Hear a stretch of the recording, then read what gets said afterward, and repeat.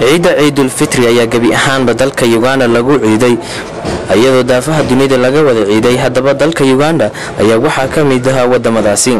dadweyne fara badan ayaa soo buux dhaafiyay si ay u gutaan salaada ciideed masaajidka weyn ee ku yaala bartamaha caasimada Kampala loo yaqaano Qadaafi National Mosque.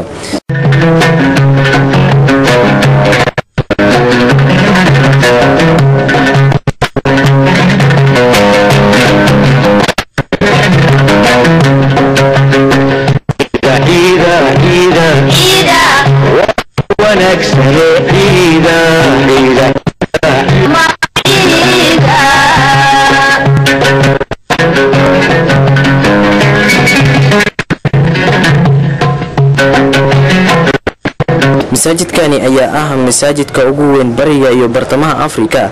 hase ahaatee masaajidkani ayaa halkii mar waxa ku tukan karta 25,000 oo ruux.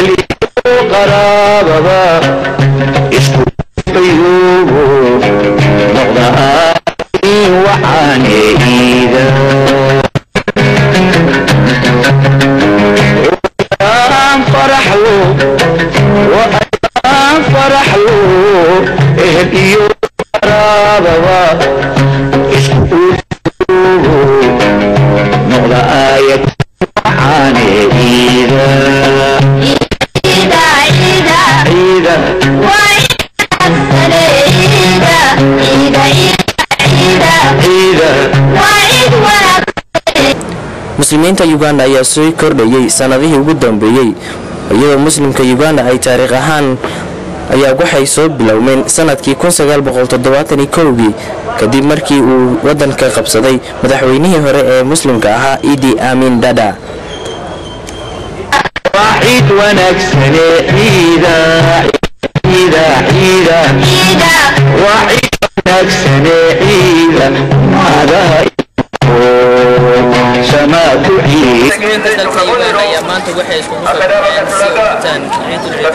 halkan waa masaajidka weynaa ee Qadaafi National Mosque oo ku yaala